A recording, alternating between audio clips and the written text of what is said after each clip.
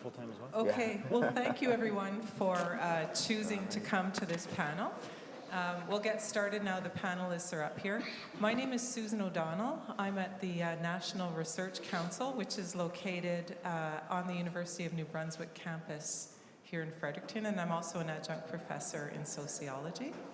I would like to start by acknowledging that we are on traditional unceded Wolastoqey territory, and that we are all treaty people. And that presents tremendous opportunities as well as challenges, and I think we're here today to talk about both. Because of the fact that we have this wonderful treaty relationship, we can talk about sharing things in a very respectful and appropriate way.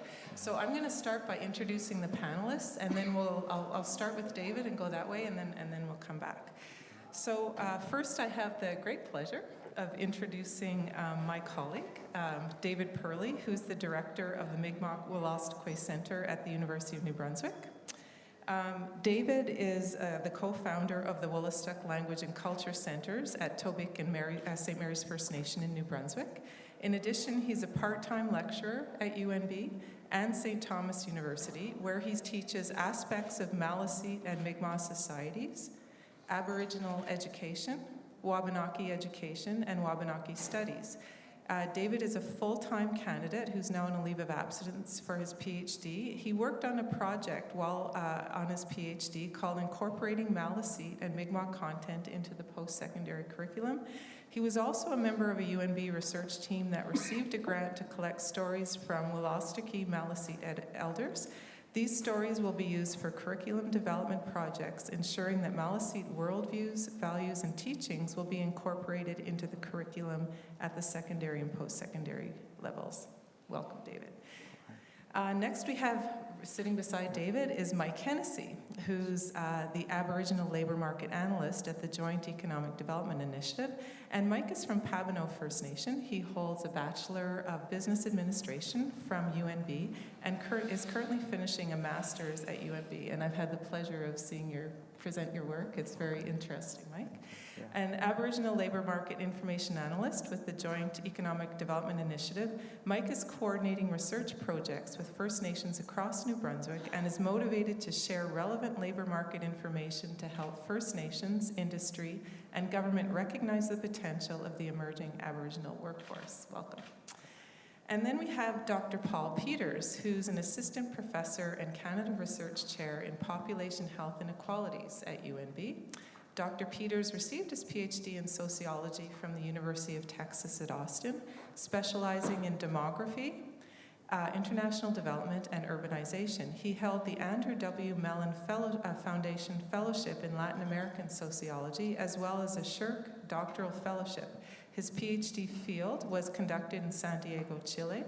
From 2008 through 2014, he worked as a researcher at Statistics Canada in the Health Analysis Division. In this capacity, Dr. Peters developed a strong research program in Aboriginal health, environmental health, and geographic methods.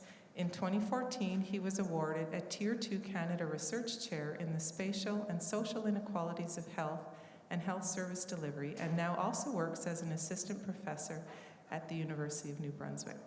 So just before starting with our first panelist, who will be Dr. Peters, I just wanted to say a few words. Last year at this conference, I had the pleasure of being one of the lightning talk speakers, and I got to speak for about 5 minutes about OCAP. So I'll just introduce that really briefly. Ownership, control, access, and possession is the acronym OCAP, is a protocol for First Nations data that was developed by First Nations. It was actually the First Nations Health Institute, I'm trying to think of the name quickly, but that developed that. And it's a protocol that's being used across the country in First Nations in a lot of communities to guide how data is collected and shared. And it's a very interesting protocol, and maybe some of our panelists will have the opportunity to have reference to it. But originally, and this I think reflects on the title of this panel, originally OCAP was conceived as self-determination applied to research. So it does really have a political context, and again, maybe some of our panelists can speak to that. So we'll start with you, Dr. Peters, for your reflections on this topic. Thank you. It's a little odd for me to be here in some ways. As my work, I do secondary data analysis. So I do work on large statistics. I'm a demographer by training. I deal with vital statistics data, with census data. Data that you wouldn't normally think of falls under something like OCAP. Normally it's data that people like me who do secondary data analysis could largely do from behind a desk in a cubicle, and I wouldn't have to leave that cubicle. However, the topics that I choose to work on are grounded in communities and are grounded in people, especially work that I do on demography in terms of mortality and life expectancy. These are real issues that affect real people in real communities. When I started at Statistics Canada in 2008, I had the fortune of spending about half my time doing research on the Inuit Health Indicators program. And this was a joint initiative through Statistics Canada and ITK, the Inuit Tapiriit Kanatami, the Inuit organization representing the 4 Inuit regions of Inuit Nanangat, to develop a set of health indicators and social determinant of health indicators for the Inuit lands areas. And my job as an analyst was to sit behind the desk and crunch the numbers.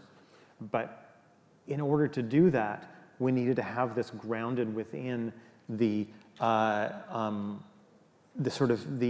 with this, again, it wasn't OCAP principles, but within the principles of an OCAP-like agreement with the Inuit organizations. So it was really my first experience in working in this area on sharing and involving the organizations that were representing the people which we were producing data about. We were producing things like infant mortality, standardized mortality rates, life expectancy. As I said, numbers that I could have got from behind a desk without any reference at all to the population. And one of the things that became very, very clear was, number one, I knew nothing about the context in which my data was operating, having never visited the Inuit homelands myself.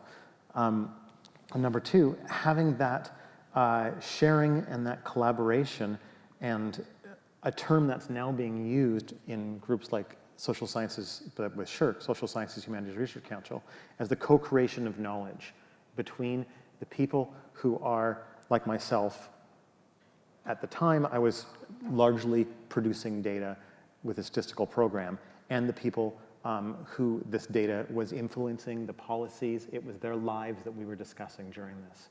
You know, one of the things they talk about is that every death is a tragedy, but the statistics about deaths can actually bring life to those tragedies and begin to tell a story.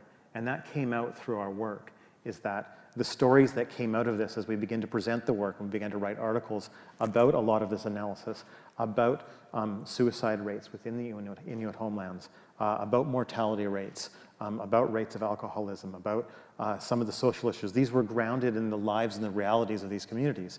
And the importance of bringing that to the forefront of my work really became apparent.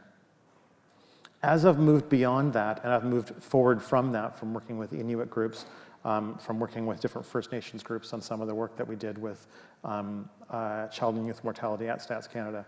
And now I've moved to University of New Brunswick. I haven't had the opportunity to work so much with First Nations or other Aboriginal groups, but I've been working a lot with other communities and rural groups. And I've seen these same principles and the importance of these same principles existing elsewhere in my work, is that a lot of my new work has been working on developing statistics for small areas and small communities. And we're talking about small communities in New Brunswick that number in maybe 500, 250 people. If I want to look at projecting the populations 30 years out for this community, these numbers, well, I could generate these statistics from behind my desk. the importance of grounding this within the community, within the realities of the community, within the desires of the community, within the thoughts about the future of these communities, becomes even more important. And I've really seen the extension of OCAP and how we can apply this co-creation of knowledge, this knowledge mobilization, the sharing of information, and this learning really that I'm getting from communities outside the context of Aboriginal research and First Nation and research within Aboriginal statistics to all communities that I do work in. That's something that's really come to light with me. And we're hopefully beginning to apply some of these rules in the future as we work more with all communities within these research projects in New Brunswick and within Canada, not just within the First Nations communities. So I've really seen sort of how we can learn from that experience, which really the First Nations groups were at the forefront of developing this, and the importance of ownership of data for all communities and how communities can take back ownership of the data which we're talking about. Anyways, that was really my reflections and my discussion. In terms of the questions, if anyone else has questions, I did work at Stats Canada during the last federal administration. So last time I presented here, I had a lot of questions about what it was like to work at Stats Canada under that and being the subject of a lot of scrutiny and external pressures, let's say, in our research, particularly in doing sensitive topics. So there may be questions about that as well. But anyways, I'd like to turn it over to people who are... Thank you, Paul. If there are any questions about that, I'll let you handle it, because I still work for the federal government. Well, I'll talk to you later about that. Okay, Mike, you're next. Go ahead. Yeah, well, I guess thanks, first of all, for the opportunity to be here. And just to give you a basic overview of what the Joint Economic Development Initiative is up to in forms of research with communities. And there's a lot of, first point I want to make is that if you put Joint Economic Development Initiative together, you get JEDI, which is great, I think. It's the coolest acronym around. Stickiness, right? Sticks in the mind. But Joint Economic Development Initiative is a Aboriginal not-for-profit organization focused on economic development and workforce development in the working with the Aboriginal communities across the province of New Brunswick. And a part of that over the past year has been labor market research. There was a realization about a year ago that there were some challenges when it came to having an understanding of what the labor market in First Nations communities on and off reserve looks like in the present time. We have surveys from StatsCan and from over the last 2011, 2006, but there was nothing to give us any idea of what types of capacity existed. A lot of measures that existed in post-secondary institutions that accredited, say, through apprenticeship programs or things like that, didn't adequately capture what the representation was from the Aboriginal population in New Brunswick. And so basically what we did was we began to approach communities using those principles of OCAP, community-driven research, as far as what are we going to do to address this problem of this challenge of missing data, if you will. And there was a quote that I read recently that really stood out to me, and it was an elder that said this. He said that if we've been researched to death, then it's time to start researching ourselves back to life. And a lot of times in First Nations communities, I've heard it myself with my own ears that people say we've been researched to death on so many different areas and so many different things. But there's an opportunity utilizing these OCAP principles to build policies and to build practices from a First Nations governance level, from a provincial, federal government level, and even in business to research with communities back to life. And so that's really the foundation principle, I guess, of what we're trying to do through building labor market research. And what we've been doing with these communities that we've been working with, right now we are working with Tobic First Nation, which is where David's from, and my own home community, Pavano First Nation, as well as we're reaching out into the other 13 First Nations and the off-reserve population in the province of New Brunswick. to build a provincial skills inventory of the workforce in the province of New Brunswick, so that Aboriginal individuals can have greater access to opportunities for employment and career development moving forward as developments come into the province, as First Nations leadership wants to build the capacity in their communities. They now have some evidence-based programming is now something that we're working towards building with putting together a skills inventory across the province of New Brunswick for the Aboriginal workforce. And so that is what we've been working on over the past year, and we're looking forward to having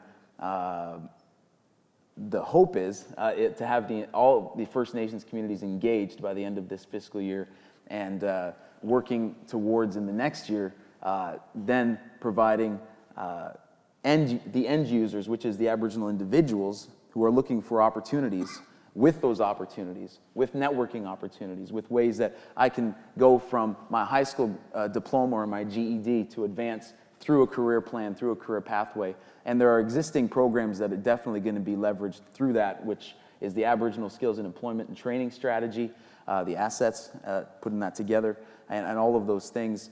So as we work collaboratively together with First Nations communities, with service providers, with even industry and government, to advance this emerging Aboriginal workforce in the province of New Brunswick. So that's the overview of the project that we're working on at JEDI. And any questions you have, definitely open. So. Thank you, Mike. That's great. I'll move on to David.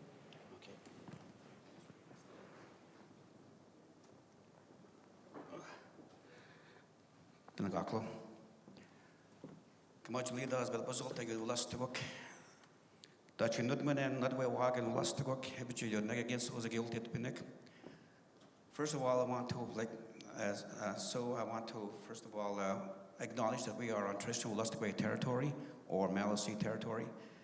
It's important to hear the language, the first language of this land, which of course was Lustigway language. So I thought it's important for us to acknowledge that. I went to a number of conferences in the past couple of weeks, and everywhere I went, in Manitoba, in Saskatchewan, all of the presentations, all of the presenters always began by acknowledging where they were at, which territory they were at. In Saskatchewan, for example, they acknowledged they were in Saskatoon, they were on Treaty 6 and Métis homelands. And then, of course, here, it's Wolastoqiyik and, of course, the Mi'kmaq in the northern part of New Brunswick. So I want to acknowledge that. It's important, first of all, when you look at data and self-determination, it's important to define what we mean by self-determination. What is that? We hear that a lot on a weekly basis. We hear First Nations want self-determination. And for me, self-determination is about controlling your lives, controlling everything that happens within the community. All of the solutions, all of the initiatives, programs, and services, we have the capabilities of being able to formulate these solutions and ensure that when we implement those solutions or those initiatives, they will be successful because they're based on the worldviews of our ancestors. The analysis of the situation within First Nations communities is based on the knowledge of what happens in those communities by the First Nations community members themselves. So for me, in addition to this is the definition by the Assembly of First Nations. But for me, it's also being able to control your lives. It's being able to formulate a vision for the people and to determine the destiny of the people as well. So while I agree with this definition by the Assembly of First Nations, it's also, by the way, it's also accepted and recognized in the UN Declaration on the Rights of Indigenous Peoples. Articles 3 and 4 of that declaration states that First Nations people, Indigenous people, have a right to self-determination. But what does that mean in terms of data collection. By the way, I have a picture here of my ancestors. They were practicing self-determination before contact with European settlers. They were formulating policies and programs that met the needs of that particular nation. So my ancestors practiced self-determination before contact. What does that mean in terms of self-determination and for data collection, that is? Well, basically, as both Peter and Mike has mentioned, we need to, for me, OCAP principles is practicing self-determination. OCAP will put control back in the hands of First Nations, back in the hands of indigenous people and so on. And within this framework, of course, research priorities will be determined by the First Nations themselves. They will identify what's needed within the First Nations communities. Once they identify those needs, those research needs, then they will go to the researchers. They could be at the university, at universities. They could be with different levels of government, but they will approach them and say, okay, these are our research priorities. We have some of our own members who are researchers. We will utilize them, but we will also partner with you to ensure that we meet those particular agenda items. It's also about research being conducted by First Nations researchers. We have quite a few of our community members, our First Nations members, who are now at university level, who are also taking courses in research methodologies. So they have the capability, they have this research skills to be able to do or conduct research within the community level. It's about having benefits for the First Nations communities. In the past, the colonial research practices was that researchers will go into the First Nations communities, and then they will identify what's important to the communities. And then, of course, they conduct the research, not involve the communities, not involve First Nations community members, and then they will complete their research, and then they will go back to where they came from, either at universities or some other place. And then the benefits came to them, but not to the First Nations communities. So in the meantime, while they get all the benefits, the researchers at the time, while they get all the benefits, the First Nations communities, they still experience high dropout rates, low academic performance, high unemployment rates, high suicide rates, high incarceration rates, and so on. So they still continue. But there's a research project somewhere, that had a publication, but it's not being utilized, and it hasn't helped the First Nations as well. We have to involve the elders.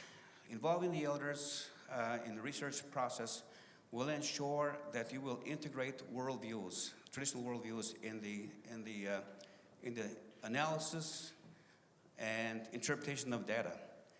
If you have patterns, for quantitative researchers, if you have patterns and trends, then it's important for you to understand the community life and who best to be able to make suggestions or share interpretations, a First Nations perspective that is, then of course the elders themselves. This is your link to the cultural framework. This is your link to the language as well. So basically it's important for them to be part of the process. All the research projects I've been involved in at UNB, they all include elders. It's so important for them to be part of that process because then they can give us the First Nations perspective on the community life, as well as worldviews, as well as traditions and philosophies and so on. It's also about the community-based research. You have to ensure that when you go into the First Nations community, it's going to be based on the community's priorities, as I mentioned before. Right now, a couple colleagues of mine were developing courses on Indigenous research methodologies, developing courses on Wabanaki research methodologies. And of course, the Wabanakis are the Lustigweek, the Mi'kmaq, Penobscot, and Passamaquoddies. we have to ensure that when our students, our Mi'kmaq Westway students, when they take these courses, they're going to be grounded in the culture of my ancestors, and then apply those research methodologies when they go into the First Nations communities. So this is what community-based research is all about, ensuring that we ground them in the cultures of our ancestors. It's about partnerships and relationships. Partnerships with non-native researchers. We have quite a few. I've been fortunate enough to have partners up at UNB. Sometimes they call themselves settler allies. I call them friends with good hearts, because they're helping us to meet meet the agenda of the First Nations communities. So these partnerships are important. It's also about relationships. And it's going back to it's addressing colonial research practices. In the past, researchers will go in and then they'll leave after the project is completed, and we never see them again. But with the new framework, we're suggesting that your relationship will always continue. It never ends. In our worldview, our friendships never end. So it's continuous. So even if after you finish your research project, then of course the expectation is that someday in the future you will be back in that community, and you also participate and take part in program development, policy development, and implementation as well. It's about education and re-education of researchers.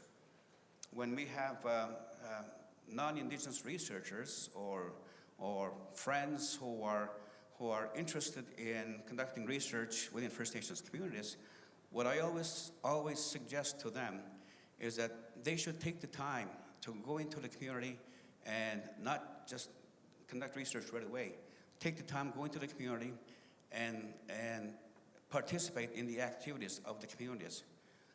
Participate in the ceremonies of the communities and so on.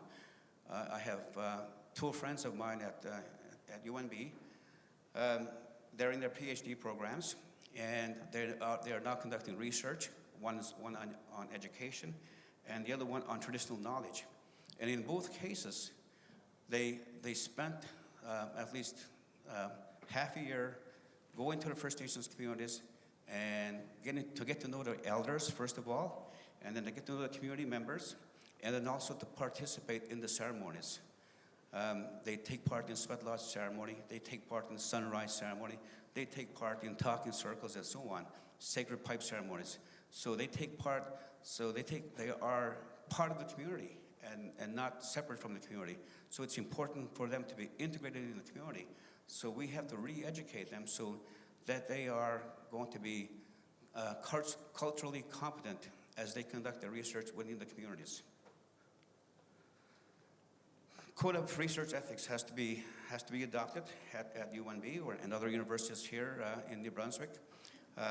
In Nova Scotia, there's a Mi'kmaq Code of Ethics. They call it the Mi'kmaq Watch, Ethics Watch. We need one here as well at UNB, and as well as St. Thomas and other universities. And of course, this Mi'kmaq Ethics Watch will include Mi'kmaq Westway scholars, Mi'kmaq Westway elders, Mi'kmaq Westway program people, administrators, and so on. And of course, some representation from the universities. And then, of course, last week, I had a chance to listen to a presentation by Dr. Marie Baptiste, and she was reflecting on research within First Nations communities.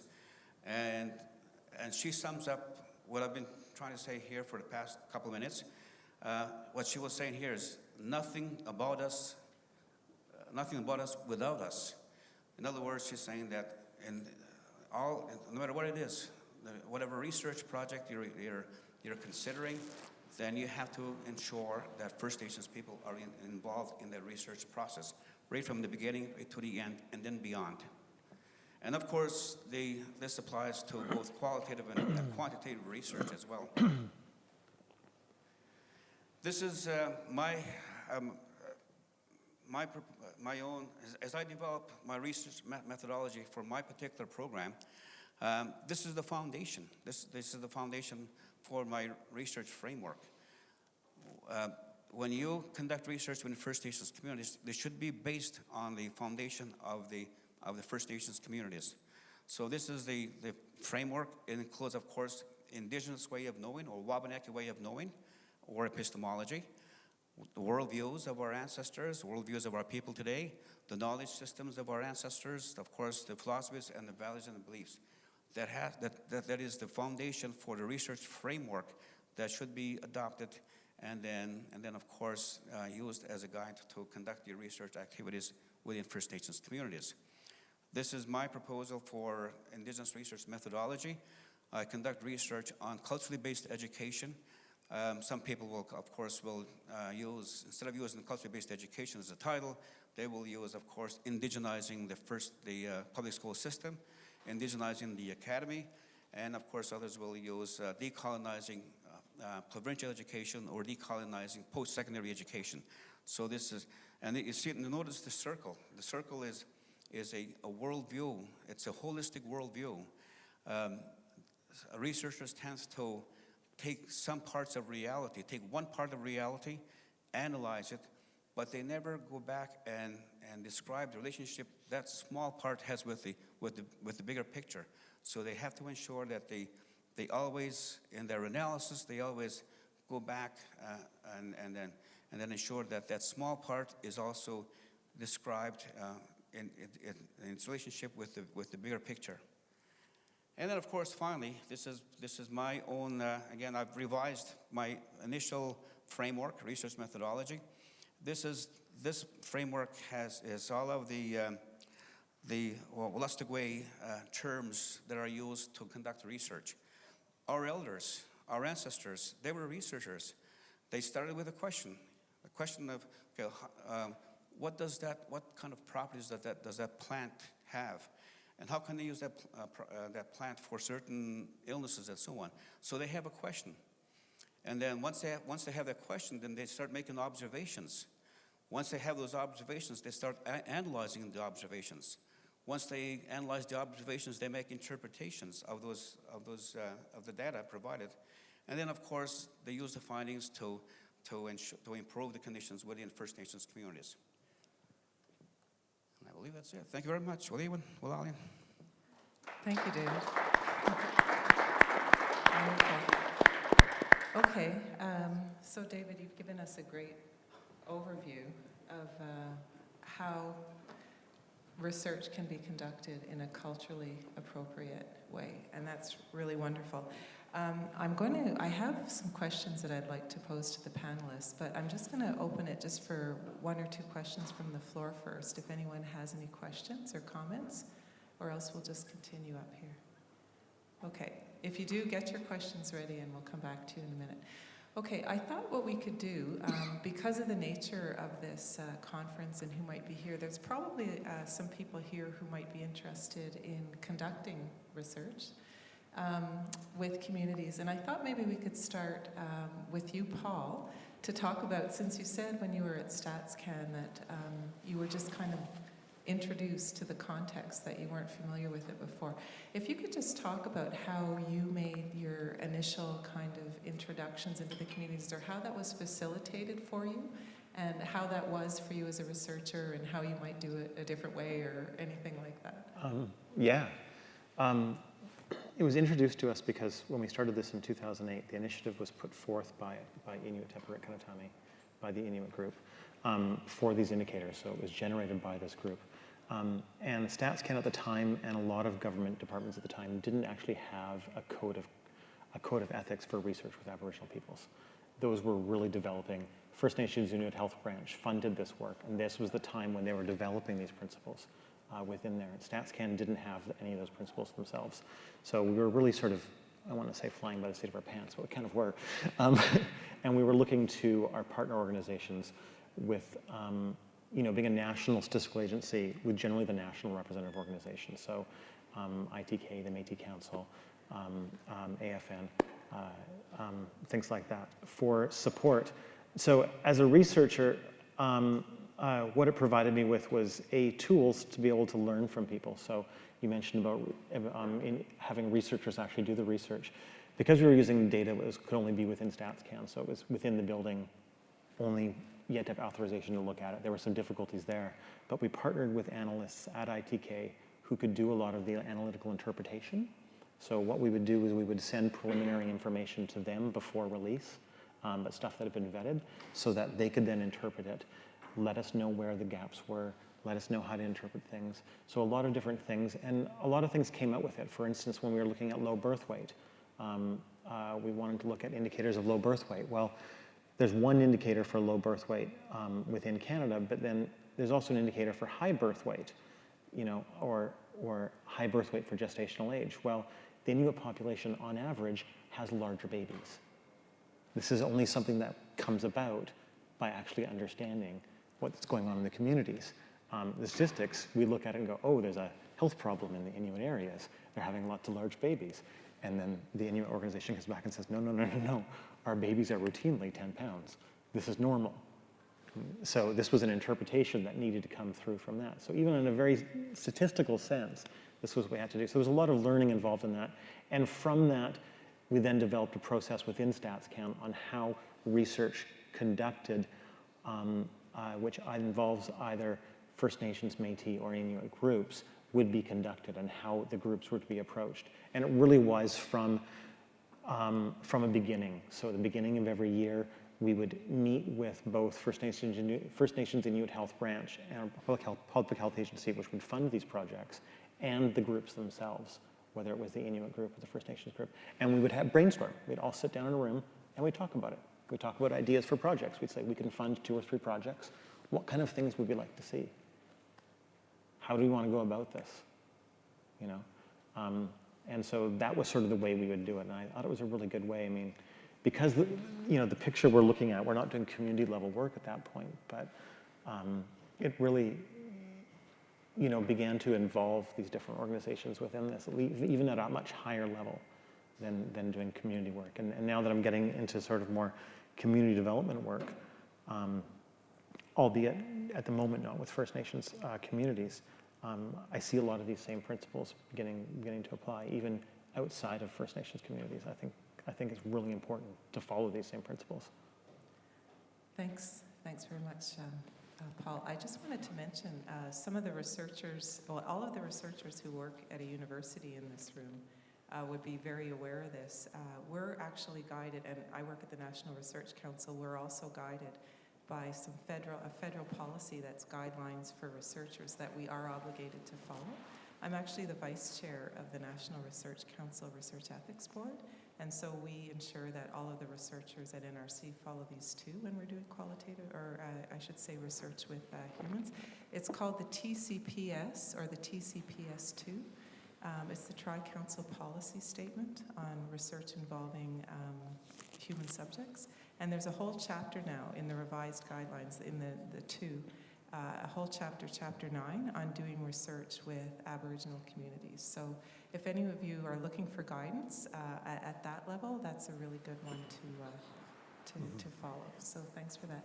Mike, I was just wondering, I'm going to turn it to you. If you've been approached by researchers either from universities or if your organization has sought out university researchers, and how do you actually negotiate that in a practical sense?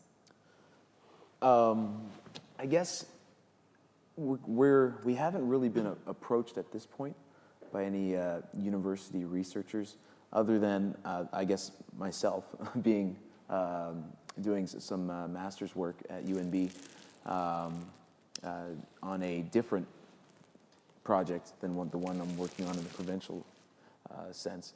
And so we haven't really been engaged at that level as an organization yet, but I can speak to previous research that we've done and using OCAP and how it applies to universities, it applies within academia and outside of academia, utilizing, as David was talking about, Aboriginal researchers was something that we were very strong on, engaging the tribal councils in our province and making sure that there was somebody from the community or at least an Aboriginal person, if they weren't from the community, at least they were Aboriginal, that would carry out that research in the community. and this is in previous projects we've done. And the one we're doing right now, we're continuing those same principles, following those same things.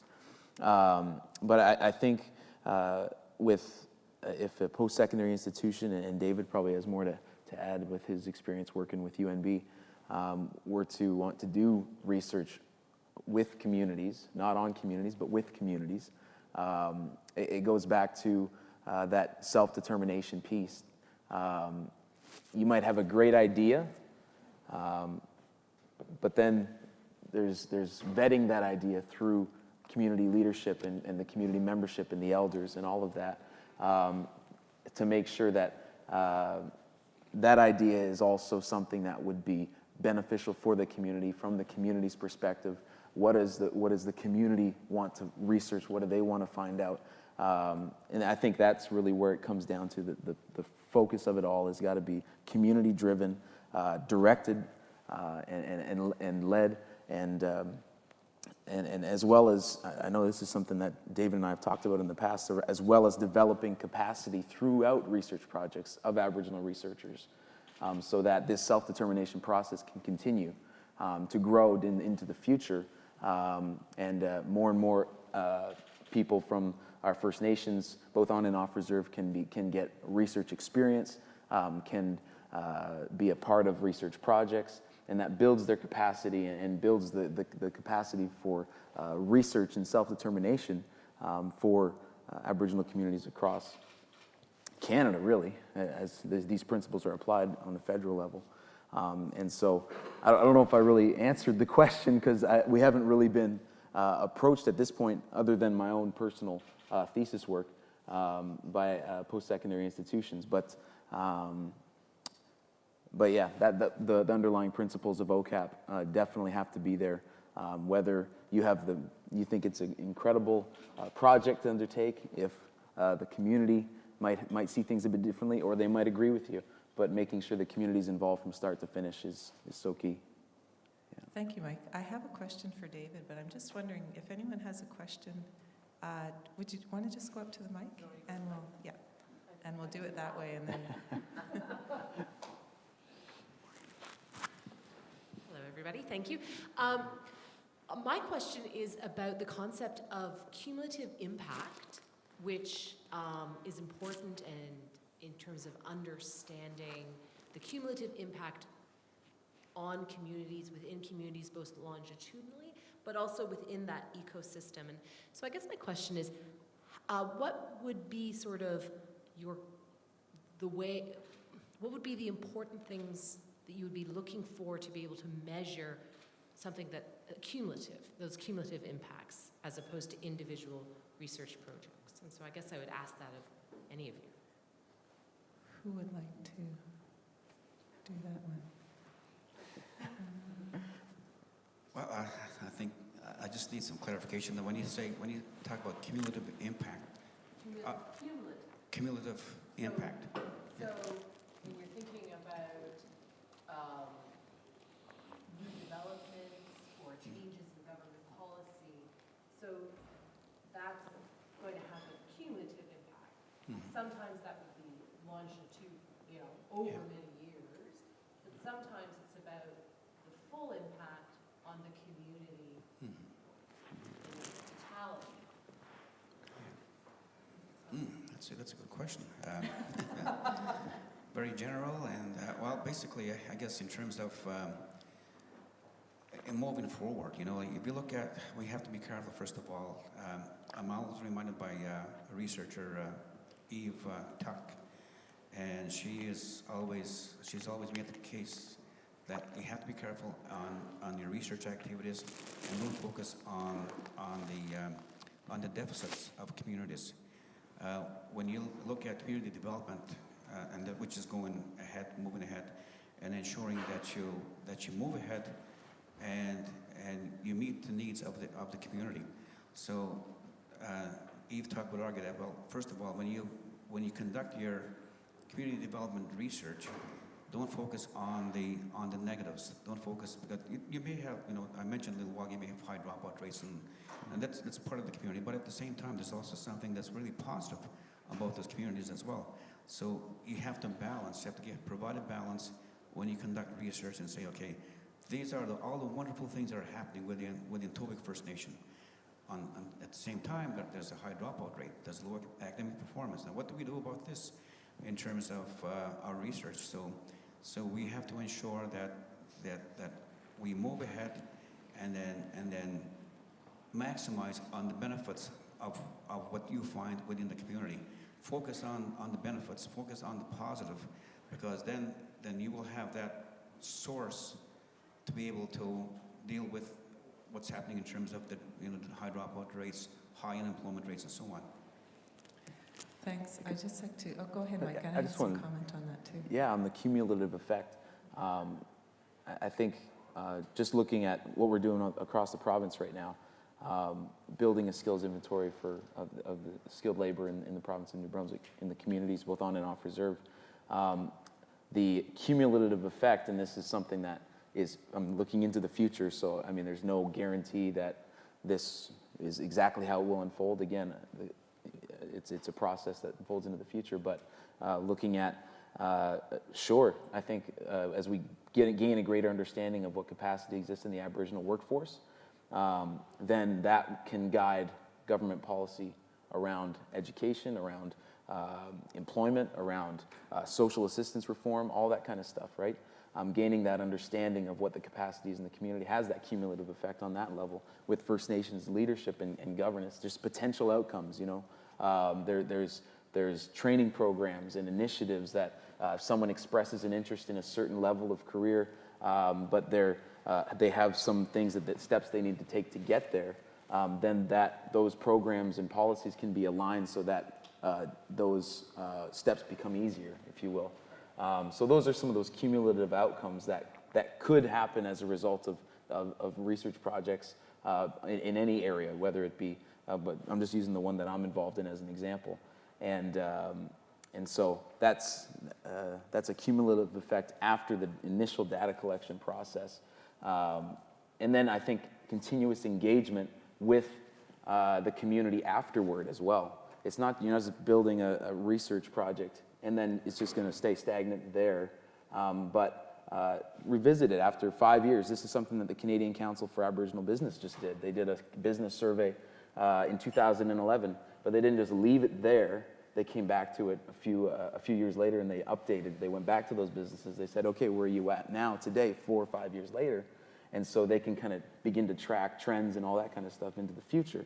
And so I guess cumulative effect findings, looking at it from a capacity framework, not a damage framework, and making and using that to influence policy, to influence programs, to influence for anybody that potentially could be in the private sector here, influencing human resources policies and practices.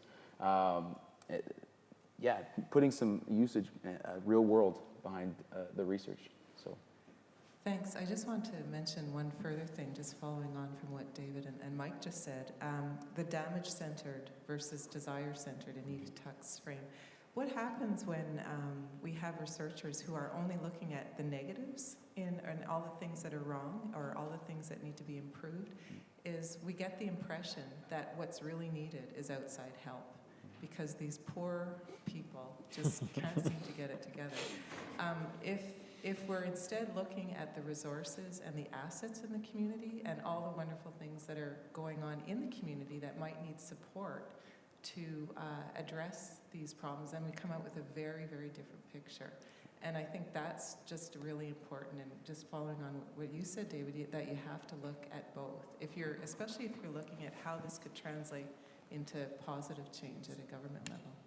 Did you have anything to comment? I was just going to add to that and for the cumulative nature. One of the projects that I'm involved in right now, and this is where my quantitative lens comes back on, is I'm interested in how do we conduct population projections, so projecting the number of people who live in a community for very small communities. Methodologically, this is a very difficult question to do. Part of it is because very small communities are very dynamic, and there's a lot of change that goes on to it, and very small changes can have incremental impacts that can build upon over time. And that methodologically we can develop quantitative tools that can can do this. We can actually project population, we can have quantitative tools. But it comes to a point where when you've got communities that are small, communities that are First Nations and Aboriginal communities, the understanding of those changes and to be able to put meaning into those different scenarios, really what we can do is we can say, well, here are some multiple possibilities methodologically that we can come out to. What meaning do these have? How do you interpret them? What effects would these have? How could we change these scenarios? What sort of community assets do you have that can build upon these? These are discussions that have to then build upon it. So we've got the layers that have to happen in the understanding have to come from within the community. I really like, this is the talking, building upon the assets and the strength of the communities. And in our work that we've looked at with doing these projections for small communities, we really only can understand them if we actually go to the communities and talk to them themselves. Otherwise, the numbers are just meaningless. Thanks. I wonder if there's any other questions. Otherwise, I'm going to 5 minutes. Okay. David, I wondered if you had anything that you would want to add at this point, or else I'll come up with some more questions. Well, I guess the other point I would like to make is I've been meeting with chiefs and First Nations educators, First Nation directors of education, I should say. I've been meeting with them and trying to convince them to establish a research unit within their administrations. And also as part of if they agree, and I know there's a couple of First Nations now who are agreeing that they will establish a research unit within their administration, but at the same time they also asked, well, how can we ensure that they have the capacity to be able to conduct the research within our communities? So that's why I mentioned a little while ago, we are developing courses now that will help those individuals who are going to be in those research units. They will be here at UNB for a while. They will take the courses, and then by the time that they go back to their First Nations communities, then they will have some experience in conducting research, and then they can focus on the research priorities of the First Nations communities themselves. So it's important for us, again, it's going back to self-determination. They will have the evidence, they will have the information that they need to ensure that their policies are effective and that their programs are effective, and this will lead to improvements within First Nations communities. Thank you, David. I just wondered if any of our panelists have any last thoughts before I just kind of sum up, Mike? I guess with when it comes to self-determination and OCAP, everything that we're doing at JEDI right now is driven by the community. It's owned by the community. Every bit of data that we collect is owned by the community. It's administered by the community administrator, by a community administrator. And so I'm beginning to see what a difference it makes when you do research the right way compared to the historical way that we've done it in the past in academia and in government research on First Nations instead of with First Nations. People begin to feel like this is going to do something, feeling empowered that I'm going to participate in this because I feel like this is going to help me down the road. This isn't just somebody coming from external sources to do this and then leave, but this is my own community member that's sitting down across from me and explaining this whole process to me, and yeah, I want to participate. And so I think the application of OCAP, ownership, control, access, and possession, will make research projects and the research process easier in the long term. It might seem like a little bit extra work at the front end of things with going into the community and being involved in the community, but the end of the day, participation, engagement of communities, it's just so much better when First Nations are involved from beginning throughout the entire process to the end and even after. And the outcomes of research will increase in effectiveness as well as these principles are applied into research practice. So. Well, thank you. I guess it's just up to me to thank the panelists. So I'd like to thank David, Mike, and Paul for coming and sharing your thoughts. thoughts and ideas with you. It's been a pleasure to work with you. Thank you. Thank you.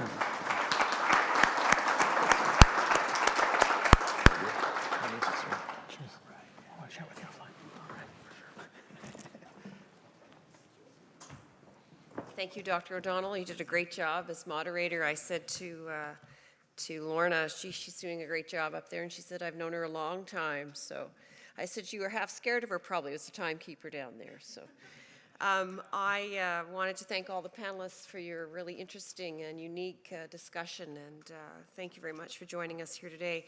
Just a reminder, we're going to pause for a break. We'll be back in this room at 3:30, and we'll be hearing from Dr. Henry Mintzberg as the final session, and just a kind word that it's sponsored by Adapt MC, and so we're very thankful to have that support from the community as well. Thank you. Enjoy your break, and we'll see you in a bit.